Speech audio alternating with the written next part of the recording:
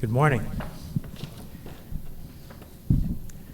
In some respects, I'm still trying to figure out how I got here and what I'm doing here, because I'm probably the least experienced person on the topics that we're going to talk about today, but I was caught up with it and very interested in it because of the fact that we're working with, I would not say a community, but communities of people who want to be in the workforce and want to participate in society, and not so much because of their so-called disabilities, but because of the so-called well community's view of those disabilities, are quite often blocked from participating. I'm not an authority on this, as I've mentioned, but I can tell you in my experience in getting to know people who've had disabilities, who've become quite candid with me, whether it's one of my best friends who's been in a wheelchair since he was in his early 30s and is today in his 70s from MS. And he was able to tell me after a while that the only way he had a job was by building his own business. He said, I more than likely would not have been able to be employed. And today, his name is John Schuff, some of you may know him, and he and his wife started Salt Lake Magazine, and they own Boca Raton Magazine and several other businesses. But it's very, very clear from talking to him and in talking to other people who have been, in particular people in wheelchairs, they will tell you that you don't get hired when you're in a wheelchair. Even if you've got an advanced degree and you're a lot smarter than anybody in the room. So it's always fascinated me that we've got a group of people, quite often well-educated, even those who aren't educated, who have the desire and the capability to participate in the workforce, but that they are, because of societal norms, stopped from it. So if this meeting today does something to advance their cause, I'm glad that I've been a part of it. We're going to have a wonderful panel. As I said to Natalie, a lot of people smarter than me on this subject. And I'm going to briefly introduce them and then ask the first panelist to step up and begin her presentation. And you've got bios of these folks in your paperwork, so I'm not going to read the bios word by word. I'll just give you the headlines. Philippa Dunn is the co-editor of 2 independent macroeconomic newsletters. That sounds really important. The Lysico Report, hope I pronounced that correctly, with a trading focus, and Sightlines Bulletin, which takes a longer perspective. Natalie Gochnour, I hope I said that right, Natalie. Sounds great. Is an associate dean at the David Eccles School of Business at the University of Utah. And she's the chief economist and senior advisor to the Salt Lake Chamber. For those of you who aren't from Salt Lake, and I'm not part of the culture here. I was born in Brooklyn, New York, grew up on the East Coast, spent most of my career, most recently with Deutsche Bank in New York City and in Boston. But I've never ceased to wonder and to be in awe of the community in both Salt Lake and statewide in Utah. There's a group here mentioned here, the Governor's Office of Economic Development, and they've got a problem right now, and it's a problem that most other places in the United States don't have. The unemployment rate in Utah is now down to just above 3.5%, which means there's a labor shortage in Utah. As I said, that's not a problem that exists in most other places, but it didn't happen by accident. At the beginning of this current very, very difficult downturn that we've been in, the unemployment rate here was over 9%. And instead of going the normal routes and looking for, federal assistance ways out of it, the folks here in the economic development area and in the business community really went out and worked the market. And if you've watched over the last, really since 07, 08, what has happened here, it's almost miraculous, the number of businesses that have either expanded here or have moved in. So it's a great testimony to people like Natalie, who is not affiliated directly with this group, but is very involved through the chamber in working to build the employment market here. And a healthy employment market is one that can employ more people with disabilities more easily. It is almost a necessity if you're going to talk about employing the disabled. And finally, Kyle Walker is the division director of the Division of Rehabilitation Services of the Utah State Office of Rehabilitation. Now that's a mouthful, but he works advocating for programs across a broad variety of and a broad range that help those who are disabled. So please join me in welcoming Philippa Dunn, who will lead off. She'll be followed by Natalie and then by Kyle. Thank you. First, I'm just going to go over some of the data points about the percentages of workers with disabilities and their involvement in the labor force. I wanted to start with a quick story just because it was such a lovely experience. I'm just going to do that very quickly. David. Okay. Oh, okay. So when I was talking to Stephanie, deciding what we were going to cover in my discussion, I just told her this story about how the New York City Department of Motor Vehicles was transformed from everyone's worst nightmare to this charming experience. It used to be that you'd go in and it would take hours. Everyone was surly horrible. So I mentioned to one of my friends, oh, I have to go renew my driver's license. And he said, oh, go to License Express. It's fantastic. I thought, well, that can't possibly be true. But it's part of the New York City efforts. They have the whole bureau is run by people with different disabilities. And you get down there, someone hurries you in, obviously with some kind of speech issues, but saying, come on inside, it's too cold. And that someone smiled, come over and get your picture taken.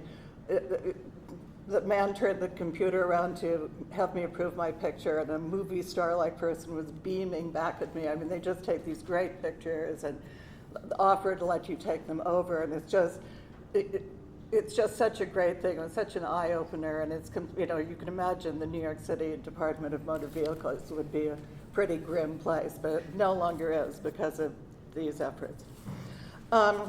So the BLS, in one of their older reports, they note that the characteristics of the disabled who are working have a remarkable consistency with workers who have no disabilities. And you can see in this first slide, which I can't really see, by sector, that the rates, these are the percentages, they're very consistent. The disabilities are on the left, the without disabilities are on the right.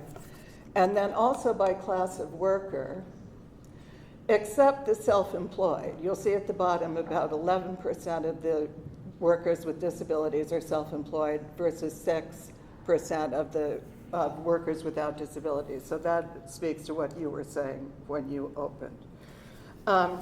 I'll say also that about 34% of workers with disabilities work part-time compared to 19% of those without, and they're 3 times more likely to be 65 and over. Now, as everyone knows, the Great Recession broke a number of long-term relationships. Well, it hammered the labor market, and it so badly that it even tore apart a lot of the long-term relationships that the Bureau of Labor Statistics bases their extrapolations on. So the number of people who left jobs voluntarily fell below the number who was pushed out the door. That's never happened before in the official BLS statistics or sort of as proxy that my business partner and I cobbled together. The relationship between business deaths and business births fell apart, so when one business went under, another one was not taking its place. So it's no surprise that the number of people who left the labor force, who gave up, rose severely during the recession.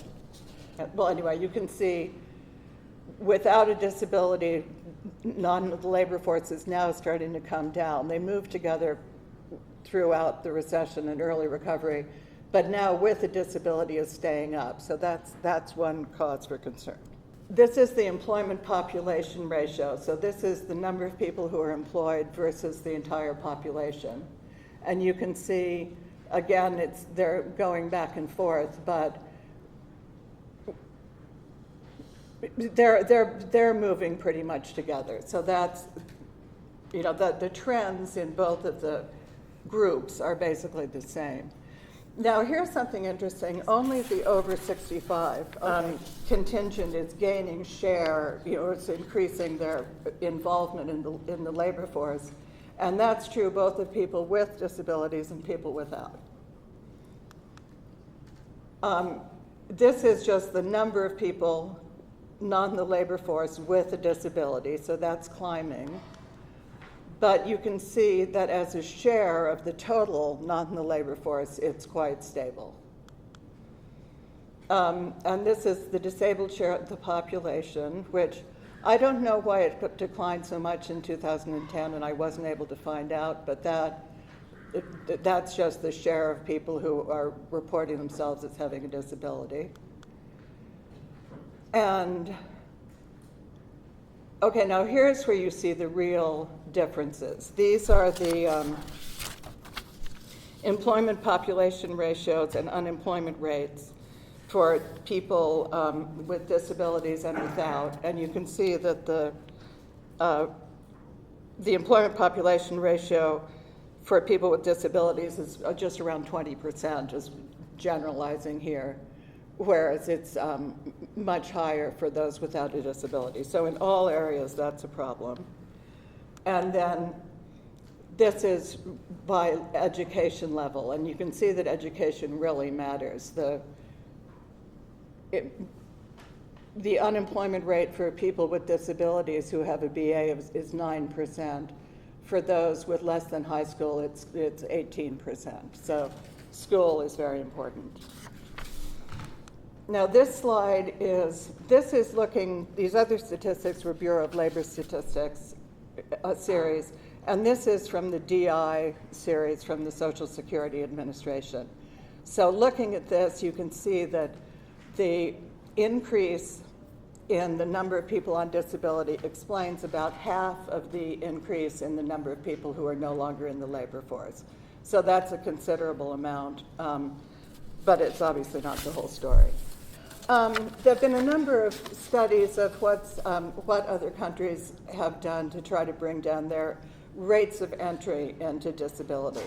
And just briefly, the thing that really helps control growth of people who are on disability and out of the labor force, and it's very unlikely for them ever to come back once they get on disability, is to work with the newly disabled to try to keep them on the job.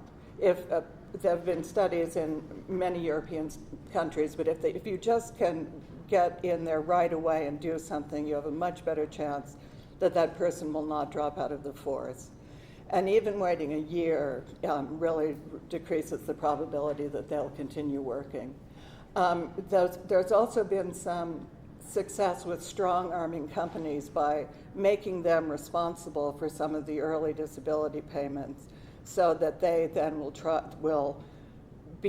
try harder to accommodate the workers who have recently become disabled instead of letting them go. In certain countries, they have to keep them in the firm for 2 years, and that has helped a lot in bringing down the rate of entry into disability.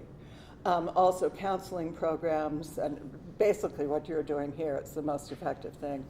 And another big problem is transition from special ed students transitioning into the workforce. They have about a 90% chance of developing some kind of dependency when they graduate, so that's a big problem.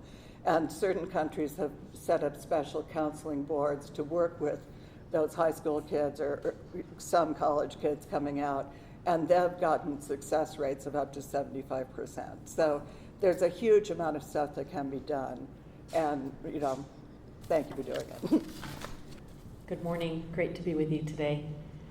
I was asked to speak about the economic impact of people with disabilities in our community. And, I spend a bit of time as an economist, a local economist, and working in the David Eccles School, talking to people about the Utah economy. And there's this saying that economists use I wanted to just share with you. We say that all of economics can be boiled down to 4 words. Kind of think about what those 4 words might be. And they go like this: people respond to incentives. And then you finish that comment by saying, the rest is just color commentary. So all of economics can be boiled down to 4 words. People respond to incentives, and the rest is just color commentary. So I'm up here, and I'm going to give you some color commentary. And but I want to tie it into the incentives and the disability community. I spent the weekend in the Deep Creek Mountains. I don't know how many of you know where the Deep Creek Mountains are. It's the 3rd highest mountain range in Utah. Be the Uintas, the La Salles, and then the Deep Creeks. The Wasatch are in 4th. But if you haven't been to the Deep Creeks, you're in good company because it's like really hard to get there. You basically go to Utah Lake and then you get on a dirt road and you go for 160 miles towards the Utah-Nevada border, and there are the Deep Creeks.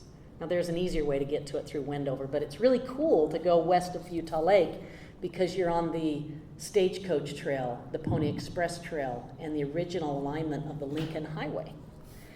And I was just doing this for fun with family, and it is a beautiful thing to do. Saw wild horses, saw antelope. It's another world, otherworldly, if you will. But people respond to incentives, and in economics what you're always looking for is investment and productivity. And so I'm riding the pony trail. I'm in a 4-wheel drive pickup, but I'm reminded along the way there's all these historical markers. And they're all talking about the Pony Express and why it came to be. And you may or may not know, but in the 1860s, to get mail from the West Coast to the East Coast, they would go by boat to Panama, mule pack it over the thin part of Panama, and then do the boat back up. So you can imagine that would take weeks and weeks to do. And, Civil War and trying to hold a country together. And it became really crucial to connect the coasts in a more efficient way. And the Pony Express could deliver mail in 10 days. Okay, so there was a lot of investment in all the stations and a lot of productivity that was gained because you were able to share information more quickly. And it's not, interestingly, the pony history, I think it only lasted like 18 months. Someone in here will know, yeah, because it wasn't very long. The telegraph, it sounds like Bill's an expert on this. Railroad. Yeah, railroad and the telegraph got the communication of 4 hours. And everything changed yet again. Well, I want to tie that kind of weekend experience into what I wanted to share with you today, because economies really grow because of 2 things. They grow when you invest, and they grow when you become more productive. And we are in a state right now that has invested and created a lot of opportunities for increased productivity, and it's made us a stellar performing economy. Right now, our job growth rate is 2.9%. That's about 3%, which is about what it takes in this state to not only employ all of our Utahns that are growing into the labor force, but also attract new migrants to our state. Bill mentioned that our unemployment rate is about 3.6%, extremely low. Every major industry in Utah is growing right now. And construction, which took the hardest hit during the Great Recession, we lost over 40,000 construction jobs, is now the state's fastest growing industry. So a lot of things have happened to put us in a situation where we've recovered and we're doing much better. But as Stephanie mentioned, we still have sort of this little dark underbelly. And the dark underbelly is that we have tens of thousands of Utahns who have dropped out of the labor force.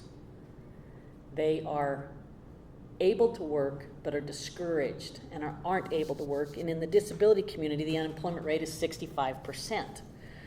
And that means that we have this really well-performing economy that could be doing even better if we found gainful employment opportunities for people who have fallen out of the labor force and who are discouraged. In our state, we have about 142,000 adults with a disability. It's about 13% of the adult population. Many thousands of these invested their time and energy to grow the Utah economy. That means we have more wages, means we have lower unemployment, means we have higher standards of living because of people with disabilities. They bring very unique skill sets. The skill sets have value in our economy. They also represent a very large customer base for Utah businesses. And in the end, the more that we can do to help the disabled community have more opportunity, more jobs, the more we can invest in these people, the more that we can increase the productivity of this economy, the greater will be our prosperity in this state. I'll just close by saying that if we want to realize our full economic potential as Utahns and as the Utah economy, we do have to find more ways to invest, more ways to increase the productivity, and more ways to take this incredible community of disabled adults and put them to work in a way that makes all of our lives better. I look forward to answering questions during the discussion part. Thank you. Thank you for having me. I'm going to try to get through this slideshow pretty quick, but if you, it's probably easier to look at this screen over here on the wall. The Utah State Office of Rehabilitation has been in existence since 1921. We're housed with the State Office of the State Board of Education. The next slide talks a little bit about, before we can talk about participation in the workforce, we have to really talk about education. What are the impacts of having a disability on educational outcomes for people in Utah? Utah experiences a 64% graduation rate for students with disabilities, whereas the general population sees a graduation rate of 80% from high school. That's a big gap that affects employment. 12.7% unemployment rate for students with disabilities, whereas their non-disabled peers have about a 5.8%. And those, all of you know, I mean, I assume all of you have had jobs when you were 14, 15, 16 years of age, 17. Those jobs sometimes are what we all look back on and think, wow, I can't believe I flipped burgers or did that, or almost passed out building treadmills or other things at Proform in Logan or something like that. Those jobs are they form your career. They inform where you go. And if our kids don't, if this population of children don't get a chance to have summer jobs, to have other jobs, to flip burgers, to do some of those things, they're not going to be able to develop the same career path that the rest of us did. And so those initial jobs are vitally important to learn work ethic and some other things, but they also need help making sure that those aren't the last jobs they have. Because those entry-level jobs need to be career builders, not the career. As I go on, here in Utah, you can see that there's a big gap. What disability means in Utah is that you're going to have a better likelihood of being in poverty. You're going to have a higher likelihood of being dependent on public support systems. You're going to have lower rates of income. So our agency was basically formed by federal law. And I put the federal law language in here just because I think it's a beautiful way of summing up what some of our best practices are as I get to the end of my presentation. Congress found that millions of Americans have one or more disabilities, and that having disability is part of your natural life. You're going to acquire disabilities over time. And Congress found that having a disability in no way should affect the person's ability to live independently, to be self-sufficient, to make choices about their own lives, to be a part of society, and to enjoy meaningful careers. I bring these up because they really do affect the way our agency goes about doing our business and the best practices that I'll talk about. First of all, let me talk about where does our funding come from, how does the program work? Well, mainly 78% of our funding comes from the U.S. Department of Education through the federal government. And you can see that their mission has a lot of that same language in it about full integration into society, participation in society, equal opportunity, access in education and employment and community living. The State Board of Education here in Utah provides the 21.3% of the rest of our funding, and that comes through the state's education fund. So what we do is we take this money, and our mission is to assist eligible individuals with disabilities prepare for and obtain employment and increase their independence. Our guiding philosophy is grounded in self-sufficiency, informed choice, each individual making decisions about their own lives. You can see here that our agency revenues are about $81 million. per year, most of it federal.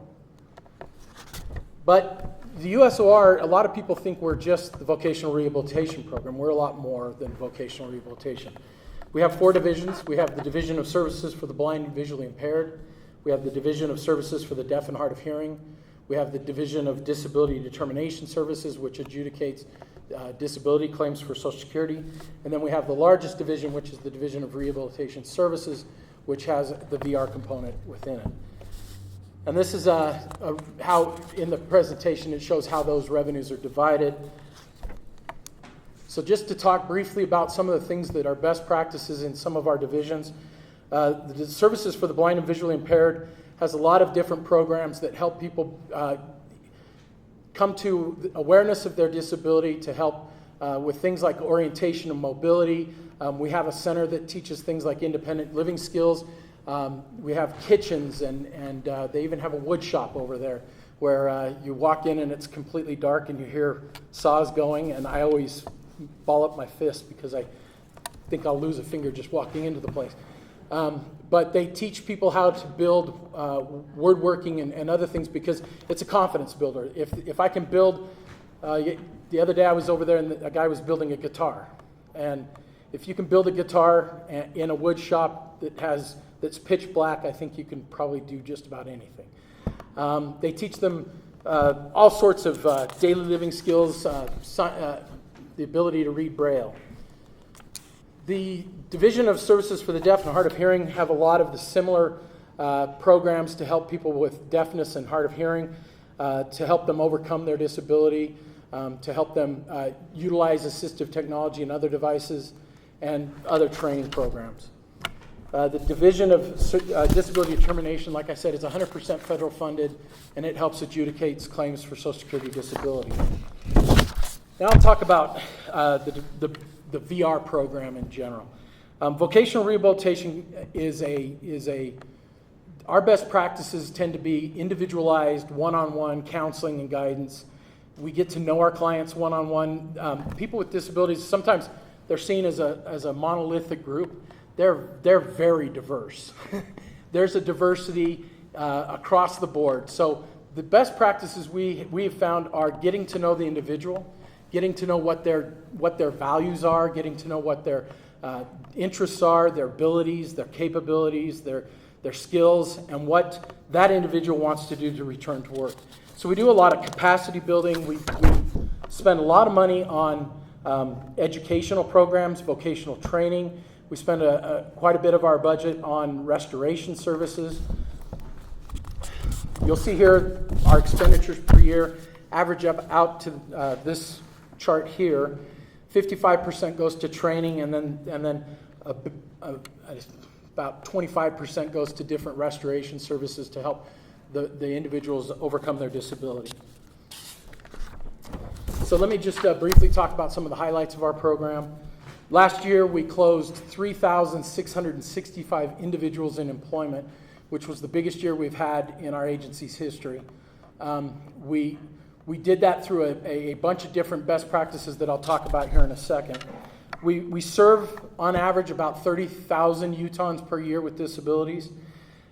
We had 94% of those individuals were considered severely disabled, and 149 public assistance recipients were successfully employed. 847 Social Security disability insurance recipients were successfully employed. I know we talked earlier about when people get on disability benefits, it's harder to get them to employment. We've found great success with providing what we call benefits planning and guidance, where we get in and train the individual on how much they can earn and still keep their disability benefits, and then how much they can earn over that. Because our goal is, like this chart shows, to get those folks off of disability benefits. And what we found is there's some incentives in place where people can buy into the Medicaid or other programs, and they can slowly work their way off of the system. So we estimate that based on the annual taxes that these individuals pay, about $16 million of additional tax revenue. I'm just going to flip through quickly. How about 2 minutes? Okay. These are the occupations that we close those individuals in: industrial, sales, clerical, professional. This is the disability types that we serve. You can see that in Utah we serve 41% of our client base is mental illness. Cognitive disabilities are second, followed by orthopedic and drug addiction after that. This is giving you we talked about investment.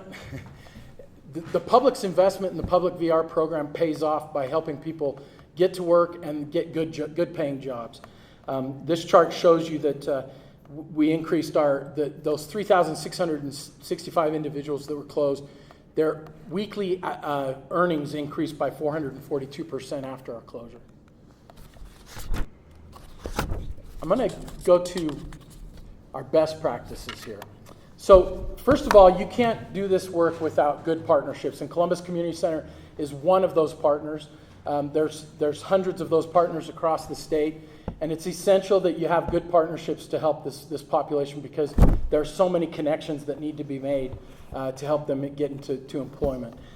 Some of the things that we found very successful is our benefits planning to help people with benefits get back to work, but we've also found that working with businesses, I know there has been a negative connotation about business having biases, but we're finding that the more we reach out to businesses, the more businesses are very interested in the fact that when it comes to employing people with disabilities, they can help your bottom line, they can increase the diversity in your workforce, they can give you ideas that maybe are outside of the box, because folks with disabilities tend to see the world a little differently than the rest of the workforce. So what we found is, as we reach out to businesses and we try to help businesses with not only hiring but retaining employees, those are some of our best practices.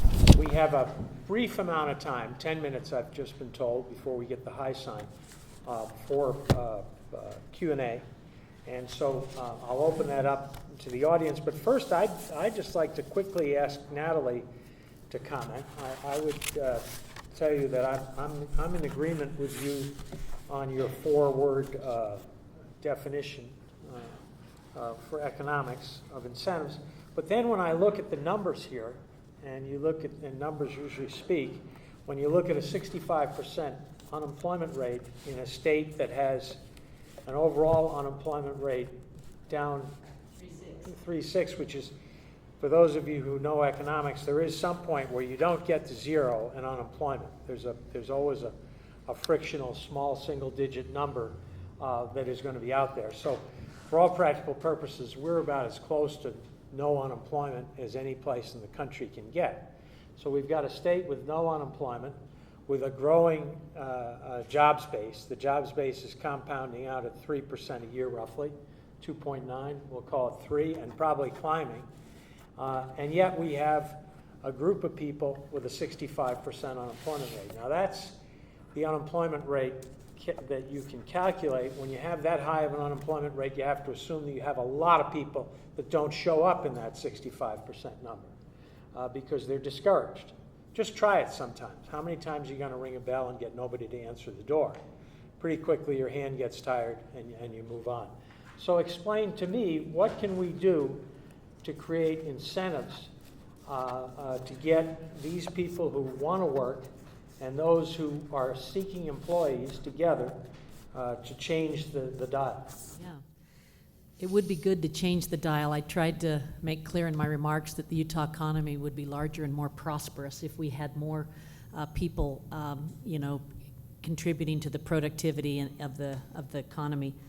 I'm going to invite anyone here who's an expert on the numbers to correct me if I'm wrong, but so we talk about a 65% unemployment rate. I show that about 72,000 adults in Utah have a disability and are not employed, about 72,000, and about 57,000 are. Does that sound about right, Stephanie? Okay, Stephanie's giving me the thumbs up. So Bill's question is like, how do you get some of those 72 into the 57? I mean, how do we get more employed? And just to put scale to these numbers, think of Energy Solutions Arena that holds about 20,000 people at a sold-out jazz game.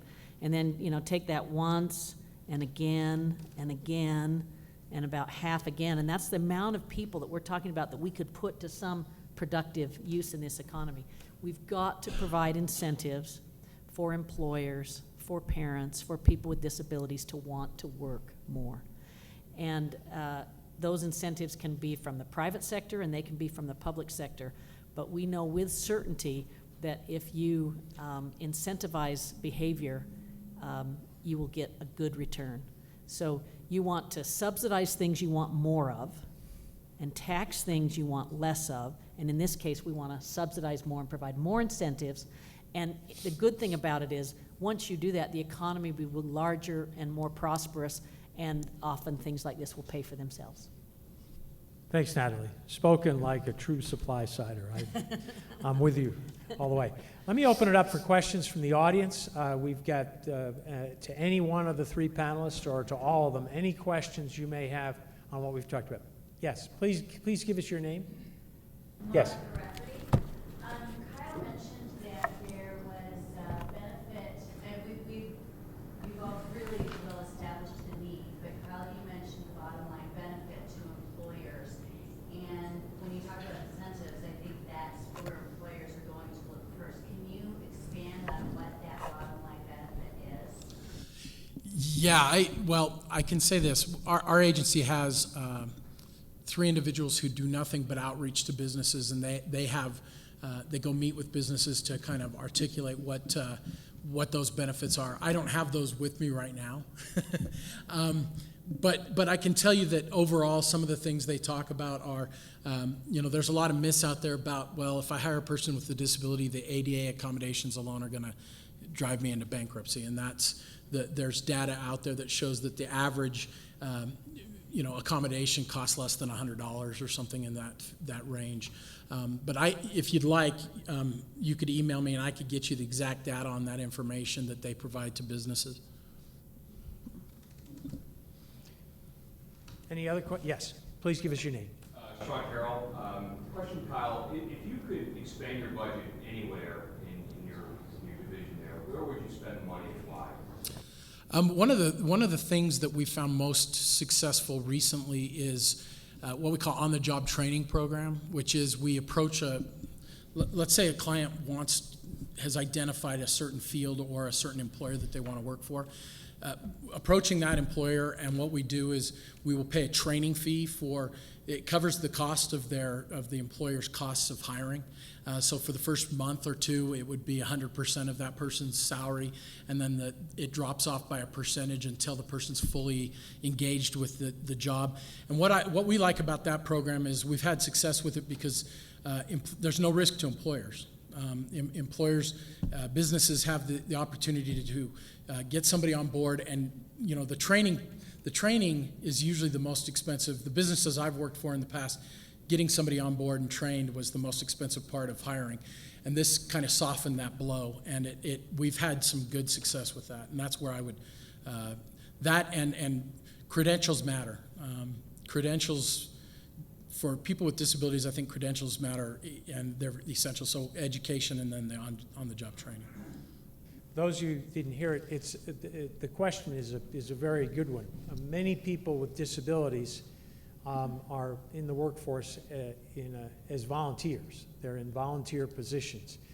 What is the data on people who begin as volunteers moving into the paid workforce? Am I right on that? Yeah. I don't know if that data is available, but I can try to see if I can find it from the BLS. Okay. I don't know about hard data, but I will tell you that we found a lot of success with clients volunteering first, and it gets their foot in the door, and it helps get that career development started. And I'll just add a sense of scale that, so if we're talking about 72,000 Utahns and we'd like to get them in the workforce, even if you get 1 in 10 of those 72,000, that not only is a huge boost to a lot of human souls, but it also, 1 in 10 would be 7,000 more people employed in the state, adding to the productivity and the goods and services and the prosperity of the economy. And so I think it's important that we think, even if we start somewhere, we're doing a lot of good. And one thing that I didn't have time to say but would like to point out is that the incomes of people with disability have fallen further behind the incomes of people without disabilities, and that's largely because they're working less and less. So even part-time employment would make a big difference in their lifestyles. In any downturn, the people who are the most marginal suffer the worst, both in job losses but also in incomes. The income levels get hit harder.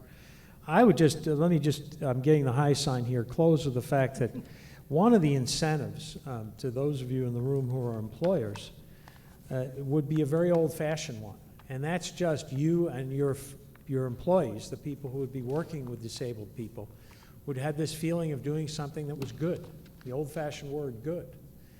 It does work, and I think those who take the extra reach to go out and bring just the people who are disabled into the workforce, their businesses and their employee morale will be the better for it.